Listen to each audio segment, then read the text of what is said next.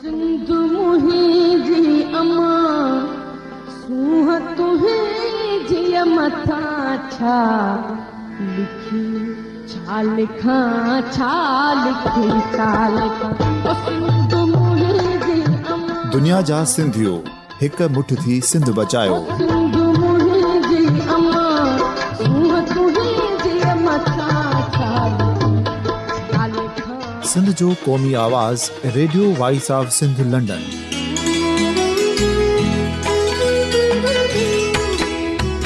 Radio voice of Sindh London पंहिंजी नशरियात में सिंध जी सियासत, समाज, इक़्तिसादियात, तारीख़, क़ौमी उमंगुनि ऐं इख़्लाक़ियात मुतलिक़ सिंध जी हक़ीक़ी तर्जुमानी कंदे प्रोग्रामनि खे असराइतो बणाइण लाइ सिंध जे घण घुरनि ऐं धरतीअ सां प्यार कंदड़ अदीबनि, दानिशवरनि, सहाफ़ियुनि, उस्तादनि, वकीलनि ऐं हर तबिके जे मानवारनि सजणनि खे सिंध में शऊरी इनक़लाब लाइ सहकार जो सॾु ॾियूं था। अचो त गॾिजी सूफ़ियुनि ऐं संतनि वारी सिंध जो ओज हिकु मुठ थी वरी वापसि आणण वारे सफ़र जा साथारी बणिजऊं।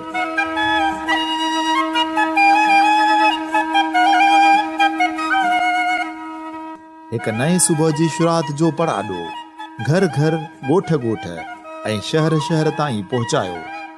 शाल सिंध आबाद ऐं ख़ुशहाल थिए, सिंधी माण्हू सुखियो ऐं सताबो थिए।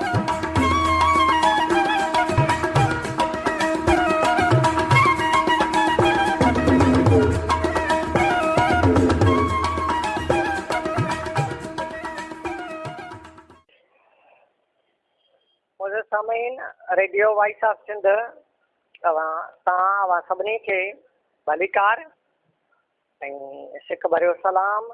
आहियां जो पंहिंजो Ali Nawazari sir. Radio voice of Sindh London जे हिन जग मशहूर प्रोग्राम ॾाप जा ॾस में हमेशह कोशिशि कई वेंदी आहे सिंध जे कंहिं न कंहिं अहम मौज़ूअ ते में ॻाल्हायो वेंदो आहे, का डॉक्यूमेंट्री पेश कई वेंदी आहे, को प्रोग्राम कयो वेंदो आहे, को इंटरव्यू नशर थींदो आहे। मतिलबु त सिंध सां लाॻापियल का न का अहम ॻाल्हि, अहम मौज़ू पेश कयो वेंदो आहे। उन ई सिलसिले हेठि असांजो ई प्रोग्राम सिंधी अदब में औरतुनि जो हिसो पिणु अहम जाया रहे थो। असांजे हिन प्रोग्राम में असां हर हफ़्ते कोशिशि करे किन बि सिंधी ॿोलीअ जे किन लेखकाउनि तारीफ़ सिंध हिंद थोरे पूरी दुनिया में रहंदड़ सिंधियुनि ताईं पहुचाईंदा रहिया आहियूं। उन ई सिलसिले तहत असांजे अॼोके प्रोग्राम जूं लेखकाऊं आहिनि असांजे मौजूदा टहीअ जी ख़ूबसूरत शाइरा हसीना साद ऐं असांजी ॿी शाइरा आहे कालम नवीस आहे हसीन मुसरत ऐं असांजी टी जेका मोहक़क़ आहे नक़ाद आहे शाइरा बि आहे सा आहे हमीदा काज़ी। मुंहिंजो सामीन ऐं सभ खां पहिरीं अव्हांजे साम्हूं असांजे मौजूदा टहीअ जी ख़ूबसूरत शाइरा हसीना साद जो तारीफ़ अव्हांजे अॻियां पेश कंदुसि। ठण कलम ऐं कवि हैसियत बि हसीना जे ई कंहिं शहर मां खई वई आहे। साहिती परगणे जी नामवर शाइरा हसीना साद 13 अगस्त ते ज़िले नौशहर फेरोज़ जे हिकु नंढड़े ॻोठ कादर बख्शांद में जनम वरितो। हिन इब्तिदाई तालीम ॻोठ जे प्राइमरी स्कूल मां पिराई ऐं ॻोठ जे उन ई स्कूल में पढ़ाईंदड़ क़ाबिल उस्तादनि वटां हिन खे सिखण जो मौक़ो मिलियो ऐं अॻिते पढ़ण जो उत्साह पिणु पैदा थियो। उन बैदि हिन पढ़ाईअ जे सिलसिले में कुझु वक़्त लाइ ॻोठ खे ख़ैराबाद चयो ऐं मीरपुर ख़ास मां मैट्रिक BSc ऐं MA ताईं तालीम हासिल कई। संदसि वालिद साहब जी नौकरी मीरपुर ख़ास में हूंदी हुई। हिन खे मीरपुर ख़ास में रहंदे न रुॻो ख़ूबसूरत माहौल मुयसरु थियो पर हिनखे उते इल्मी अदबी दोस्तनि जी सोबत पण नसीब थी। जिन जे संग में रहंदे हिन पंहिंजी तालीम खे अॻिते जारी रखियो ऐं अदबी मैदान में बि पेर पातो। अहिड़ीअ तरह हिन LLB जी डिग्री पुन हासिल कई ऐं उन्हनि ई दोस्तनि सहेलियुनि जे साथ सां हिन सिंध यूनिवर्सिटीअ में दाख़िला वरिती, जितां MSc जी डिग्री हासिल कयईं। जामशोरे जी अफ़सानवी सरज़मीन हिन जे अंदर में पलजंदड़ शाइरा खे इज़हार जो मौक़ो ॾिनो ऐं संदसि तख़लीक़ूं गुलाबी गीतनि जी गूंज बणिजी नरवार तूं। जॾहिं दिलि जो दरिया भरिजी तार थियो त उहे हेठियुनि सिटनि जे रूप में कागर ते उतजण लॻियूं। सार तुंहिंजी झले हथ खां मूंखे चयो, सार तुंहिंजी झले हथ खां मूंखे चयो, खण कलम ओ कवि दात जाॻी पई। पसीना जे अंदर में तोड़े जो शाइरीअ जी आंदमान नंढपण खां हुई ऐं हूअ कचियूं पिचियूं लिखणियूं पननि ते उथंदी बरंदी हुई। वरी मुकमल शाइरा जे रूप में 1992 ईस्वी में तॾहिं नरवार थी जॾहिं संदसि पहिरियों इंटरव्यू अमर सिंधु कयो ऐं इबरत मैगज़ीन में छपियो, जंहिंमें संदसि मुकमल तारीफ़ पिणु शामिल हो। हसीना साद हिन 23 जी नामवर शाइरा आहे। संदसि शाइरीअ में निकोर जज़्बनि जो मन जी सचाईअ सां इज़हार थियल आहे। हिन पंहिंजी शाइरीअ में उहे एहसास समाया आहिनि जेके उन जे पंहिंजे अंदर जा एहसास आहिनि। पंहिंजे आस पास जे मज़लूम माण्हुनि जूं आऊं पंहिंजी शाइरीअ में समेटे सच त हिकु केॾारे खे जनमु ॾिनो आहे। हिन चांडोकियनि राचनि में जाॻे ऊंदाहे दौर ते कलम खयूं आहे ऐं दर्द जी कैफ़ियत खे सहंदे साह में सांढण जहिड़ा गुजरा एहसास थिया आहिनि। हिन अहिड़ो इज़हार हिननि सिटनि में ॾाढे मानाइते अंदाज़ में कयो आहे। अञा त अलाए छा छा खसनि हा असां खां, अञा त अलाए छा छा खसनि हा असां खां, माण्हू चङो थियो जो ख़ुदा न थिया। हसीना सां शाइरीअ खे हिकु आर्टिस्ट जी अख सां ॾिठो आहे ऐं उन में हिन पंहिंजे जज़्बनि सां गॾु केतिरनि अहिड़नि ॾुखोईंदड़ मंज़रनि खे पेंट कयो आहे जेके असांजे समाज जा आम रवाजी मौज़ू बणिजंदा वञनि। पर हिन उन्हनि मौज़ूअनि ते कलम खणी उन्हनि खे आम रहण न आहे ॾिनो, पर उन्हनि जे दर्द जी तासीर आम माण्हूअ ताईं बि पहुचाई आहे। उहो ग़ज़ल जी बहितरीन शाइरा जो मर्तबो माण्हुनि ताईं बि कंहिंजी इस्लाह जी मुहताज न रही आहे ऐं न हुन कॾहिं पंहिंजी शाइरीअ जे कंहिंखां इस्लाह कराई आहे। उहो पाण तख़लीक़कार आहे ऐं पाण ई नक़ाद आहे। उनखां सवाइ जेकॾहिं हूअ कंहिंखे नक़ाद सम्झे थी त उहे संदसि पढ़ंदड़ आहिनि। उन हवाले सां हिकु इंटरव्यू में पाण इज़हार कयो हुई, मुंहिंजे अंदर में बि इहा ख़्वाहिश जाॻी त कंहिंखां इस्लाह कराइजे, पर वरी उन ख़्याल खे उन हमेशह लाइ लोली ॾेई सुम्हारे छॾियो, छाकाणि जो उनजी नज़र में असांजे अदब में इस्लाह कंदड़ ख़ुदि शख़्सी तौरु इस्लाह जे क़ाबिल आहिनि। अहिड़ीअ तरह हिन पंहिंजे अंदर जा अणइज़ारियल ख़्याल सां माण्हुनि ताईं पहुचाइण शुरू कया, जंहिंजे हिन देश जे मिटी हणनि माण्हुनि पारां भरपूर मोट पिणु मिलंदी रही ऐं हू उन मोट जे आकार में अञा बि ख़ूबसूरत ख़्याल सरजींदी रही। केतिरा ई अणछुअल इज़हार हिन जे कलम में वहंदा विया, जिन जो कथ करणु न अॼु जे दौर जे नकार जे वस में आहे ऐं न हूअ हुनजो ओनो रखे थी।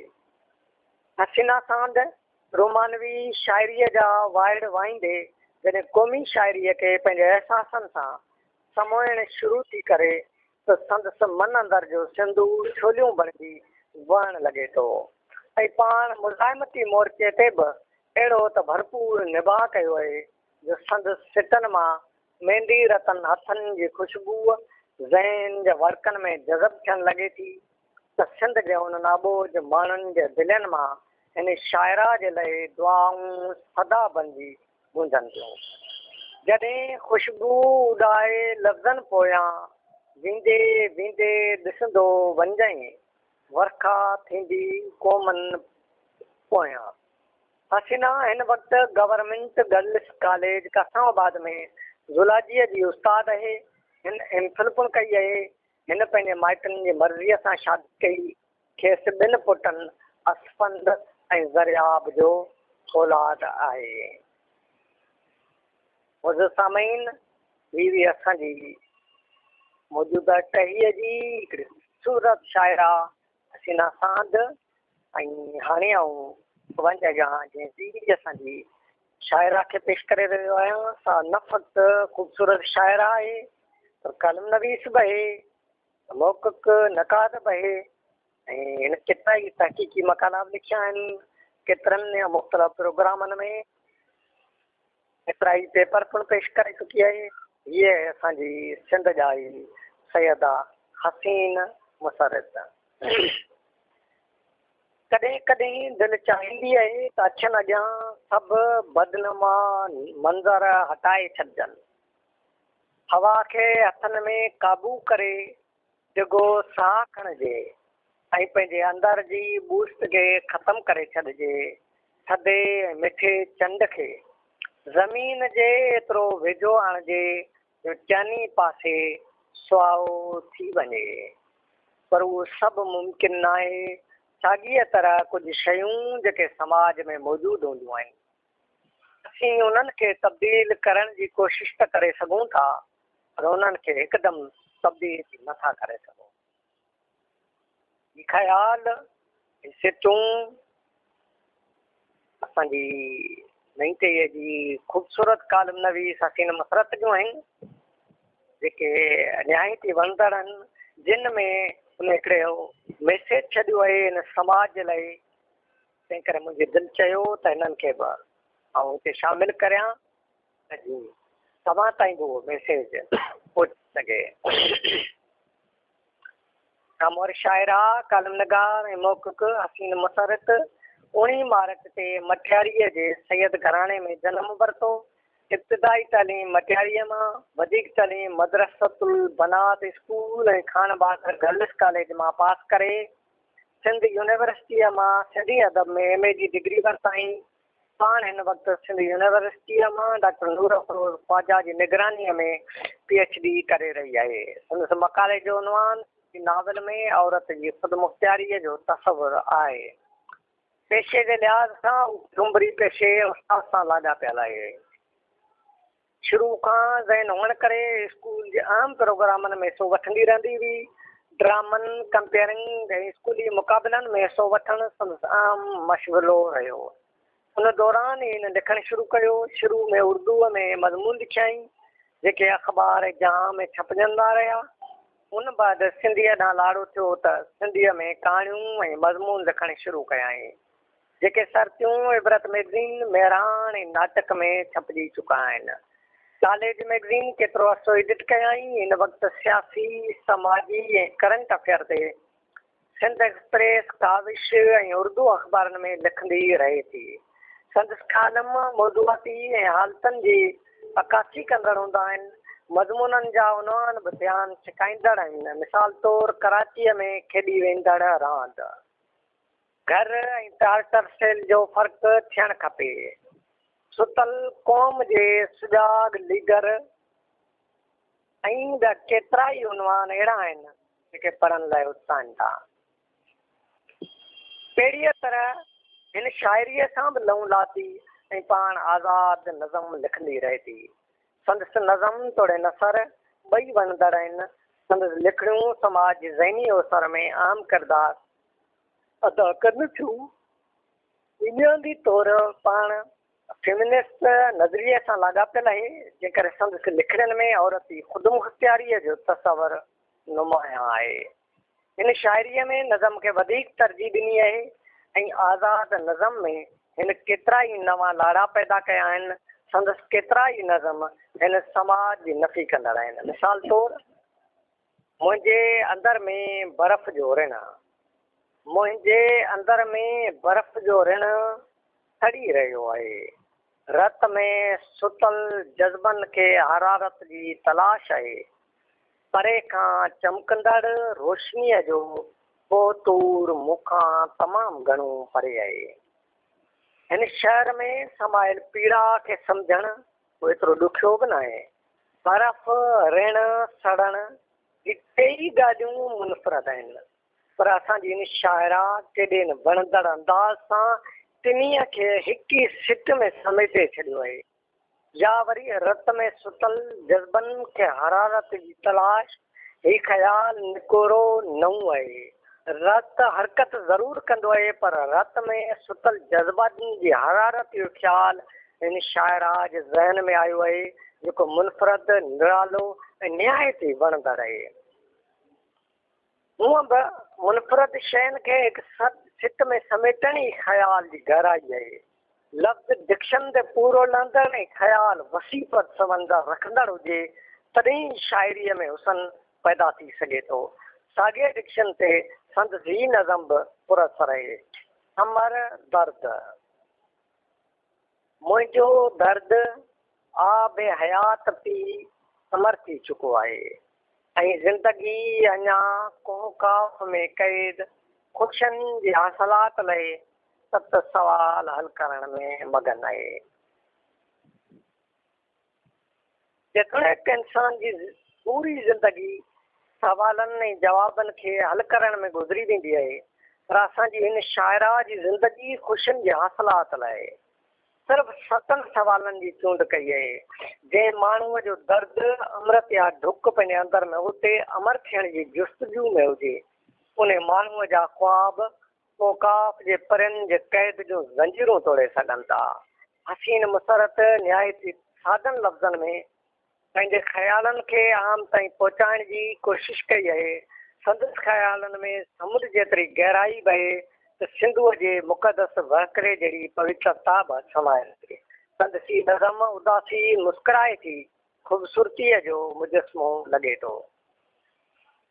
उदासी मुस्कुराए थी, उदासी पंहिंजा पर पखेड़ींदे मुंहिंजी खिल खे हैरत सां ॾिसे थी। शायदि हूअ मुंहिंजी उन बेवफ़ाईअ ते ख़फ़ा थी थिए, पर मुंहिंजी खिल बेसबब त नाहे।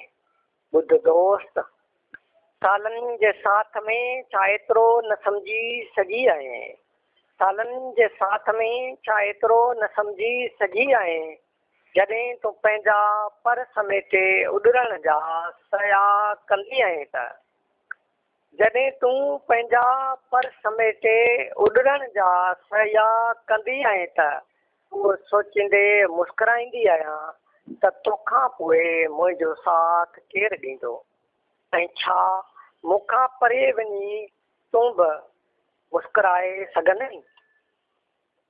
विछड़न फितरी अमल आहे जेको हर माण्हूअ जे हिसे में अचिणो आहे। उनजो दुख बि रहणो आहे त उल्को बि थिए थो, पर को बि माण्हू पंहिंजे पाण खे बेवफ़ा सम्झण लाइ तयारु न आहे हूंदो। अहिड़े वक़्त में हिन शाइरा जी उहा फराख़्ती आहे जो उहा पंहिंजे पाण खे बेवफ़ा थी कोटे। हिन नज़म में हिकु मयार आहे, ॾोरापो आहे ऐं हिन लखा अहसास चिटियल आहिनि जेके संदसि दिलि जे दर्द नगर मां फुटी निकिता आहिनि। हसीन मुसरत हिन टेईअ जी बहितरीन शाइरा ऐं नसरनवीस आहे। जेकॾहिं हू ईअं पाबंदीअ सां शाइरीअ सां लहू लॻाए आई त हिकु ॾींहुं सुठनि शाइरनि शाइराउनि जे फ़हिरिस्त में शामिल थी सघे थी। जीअं त हूअ हिन वक़्तु तहक़ीक़ी कम सां लाॻापियल आहे, उन हवाले सां हिन 10 खनि तहक़ीक़ी मक़ाला लिखिया आहिनि जेके मुख़्तलिफ़ तहक़ीक़ी रिसालनि कराची, किंजर ऐं ॿियनि में छपिजी चुका आहिनि ऐं उहा मुख़्तलिफ़ सेमिनारनि में शिरकत करे मक़ाला पढ़ंदी रहे थी। उनखां सवाइ इनकलाबी औरत शाइराऊं कराची तहक़ीक़ी जर्नल 2011 ईस्वी ऐं नामवर शाइर शमशेर लोहिबरी लिखियल मक़ालो इज्तिमाई मेरान 2011 ईस्वी में छपिजी चुका आहिनि। हिन जा तहक़ीक़ी मक़ाला निहायत बारीक बिनीअ सां लिखियल आहिनि। शाह लतीफ़ जी शाइरीअ जे सुर पूरब ते लिखियल मक़ालो या कलंदर ते लिखियल मक़ालो शाहकार मक़ाला आहिनि जेके किताबनि जो हिसो बणिजी चुका आहिनि ऐं ॿाहिरिनि मुल्कनि खां आयल हिकु रिसर्च टीम पारां सिंध मुतालिक़ करायल सेमिनार में सिंध सरज़मीन मोहबत जे मौज़ू ते मक़ालो पढ़ियाई जंहिंखे तमामु घणो साराहियो वियो ऐं इनाम पिणु ॾिनो वियो। अहिड़ीअ तरह सिंध तख़लीक़ी ऐं तहक़ीक़ी कमु गॾु गॾु जारी थिए। हिन नसीम खरल ते सिंधी लैंग्वेज अथॉरिटी पारां करायल सेमिनार में बि जेको मक़ालो पढ़ियो सो पिणु शाहकार मक़ालो आहे।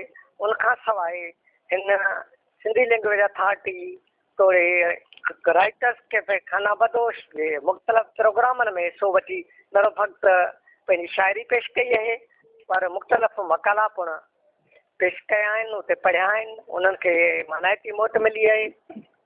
उनखां अलावा पाण समाजी कमनि में बि सरगर्मीअ सां हिसो वठंदी रहे थी। हिन औरतुनि जी समाजी तंज़ीम वोमेन्स एक्शन फोरम ठाही आहे ऐं औरत आज़ाद रिसर्च ऐं पब्लिकेशन जी मेंबर, औरत फाउंडेशन जी member, IASAR resource centre Lahore सां बि लाॻापियल आहे। हसीन मुसरत 10 अगस्त 2008 ईस्वी ते कमीशन जो इम्तिहान पास करे लेक्चरर मुक़ररु थी पाण हिन वक़्तु ज़ुबैदा गर्ल्स कॉलेज हैदराबाद में ज़िम्मेवारियूं अंजाम ॾेई रही आहे। मुज़समईन हुई असांजी हसीन मुसरत ऐं असांजे अॼोके प्रोग्राम जी हिकु लेखिका आहे, शाइरा आहे, मौक़िफ़ आहे, नक़ाद आहे, जंहिं शेख हयात ते जाम तहक़ीक़ कई आहे असांजे सिंध जा ई सिंध जे न्याय ते पढ़ियल लिखियल ख़ानदान, काज़ी ख़ानदान, जंहिंमें अब्दुलई कायल खां वेंदे काज़ी मक़सूद गुल ताईं, काज़ी मंज़र हयात ताईं केतिरा ई अहिड़ा नाला आहिनि। उन ख़ानदान सां तालुक़ु रखे थी। आहे हमीदा काज़ी, नामवर लेखिका ऐं मौक़िफ़ हमीदा काज़ी 1 अगस्त 1960 ईस्वी ते ग़ुलाम क़यूम काज़ीअ जे घर खैर दायरे ज़िले लाड़काने में जनमु वरितो। हिन जो असुलु नालो ग़ुलाम सकीना काज़ी आहे। नाले वारो उस्ताद शाइर काज़ी अब्दुलई कायल संदसि चाचो हो। उहे डबल MA आहे, MA इस्लामिक कल्चरल 1983 ईस्वी ऐं MA सिंधी 1990 ईस्वी में कई। हिन सिंधीअ में MA दौरान विरहाङे खां पोइ सिंधी साहतकार सर्जन जो सफ़र उनवान सां मोनोग्राफ लिखियो ऐं शेख हयात फ़न ऐं शख़्सियत जे उनवान ते शाह अब्दुल लतीफ़ यूनिवर्सिटी खैरपुर पारां MPhil 2004 ईस्वी में कई आहे। हिन वक़्तु शेख हयात जी मुज़ाहिमती शाइरीअ जो जाइज़ो उनवान हेठि शाह अब्दुल लतीफ़ यूनिवर्सिटी खैरपुर मां PhD करे रही आहे। हिन पंहिंजे अमली ज़िंदगीअ जो आगाज़ 1981 ईस्वी में तालीम खाते में हाई स्कूल उस्ताद तुर कयो। 1991 ईस्वी में कमीशन पास करे गर्ल्स डिग्री कॉलेज शिकारपुर में लेक्चरर थी ऐं केतिरे अरसे खां गर्ल्स डिग्री कॉलेज कोटड़ीअ में असिस्टेंट प्रोफेसर ऐं सिंधी शोबे जी सरबराह आहे। हिन लिखण जी शुरूआति 1983 ईस्वी खां कई ऐं मुसलसिल अख़बारनि ऐं रिसालनि में संदसि मज़मून कहाणियूं शाइरी छपजंदी रहे थी। शिकारपुर जे नालेवार अदीबनि शोभान बख़्त ऐं नक्श नायाब मंगीअ जी सोबत में हिन अदबी रहनुमाई हासिल कई। शिकारपुर मां निकिरंदड़ अख़बार नायाब जे औरतुनि वारे सुफ़े जी इंचार्ज बि रही। जॾहिं त रोज़ानी हिलाल पाकिस्तान कराचीअ जे सुगड़ियनि सथ, रोज़ानी अवामी आवाज़ जे सूरमनि, रोज़ानी मेरान जी सरतियूं सुफ़ियनि जी इंचार्ज बि रही आहे ऐं केतिरनि इल्मी अदबी ऐं तइलीमी कॉन्फ्रेंसनि में हक़ीक़ी मक़ाला पेश कंदी रही आहे। संदसि MPhil जी थीसिस शेख हयात फ़न ऐं शख़्सियत जे उनवान सां सकाफ़त खाते हुकूमत सिंध 2012 ईस्वी में छपाए पधरी कई आहे। हिन थीसिस में शेख हयात जी शाइरीअ खां अलावा संदसि ज़िंदगीअ जे केतिरनि ई पहलुअनि ते रोशनी विधी वई आहे।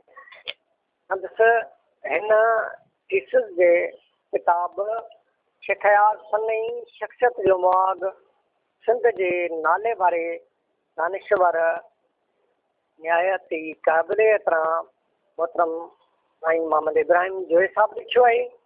जोए साहब हिन मुआग में न फ़क़ति शेख हयात बाबति हुन जामा मुख़्तसर पर जामा लिखियो आहे, पर असांजी भेण ग़ुलाम सकीना हमीदा काज़ी जी बि तमामु घणी तारीफ़ कई आहे। हुनजे अहिड़े कम खे हुन साराहियो आहे, मनसा ॾिनी आहे। ऐं सम्झां थो जोए साहब जा इहे लफ़्ज़ असांजी हिन भेण लाइ तमामु कराइता लफ़्ज़ हूंदा।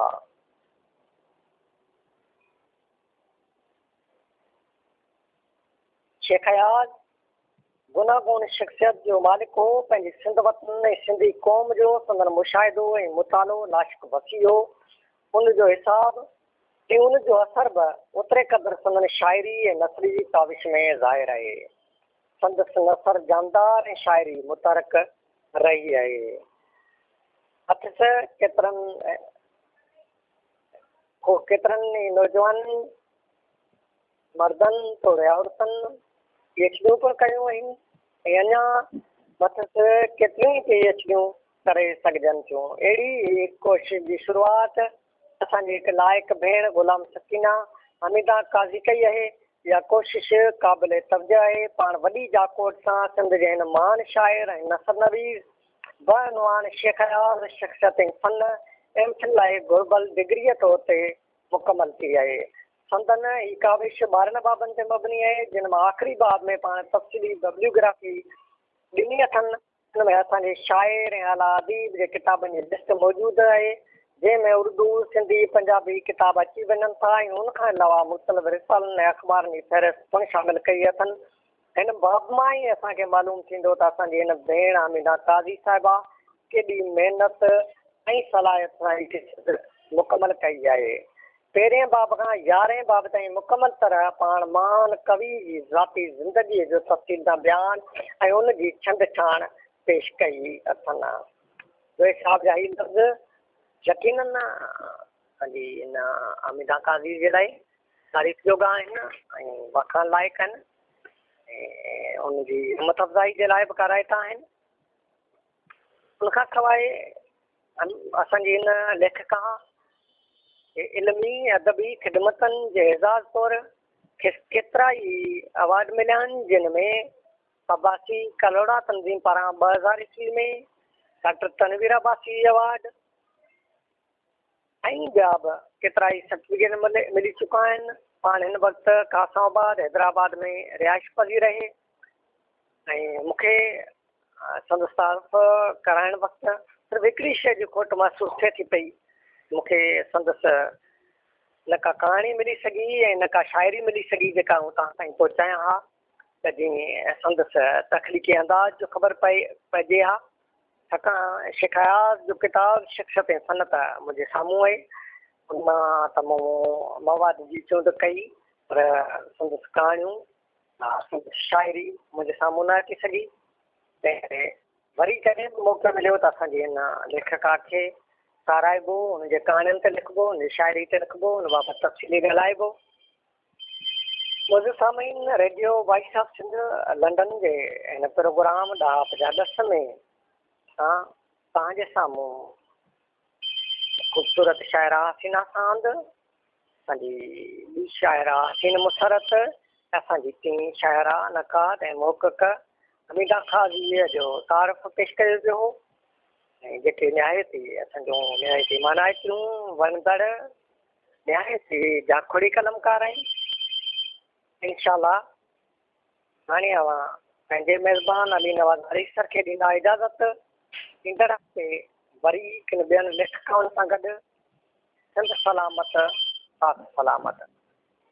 अवां जी समातुनि ताईं radio voice of Sindh London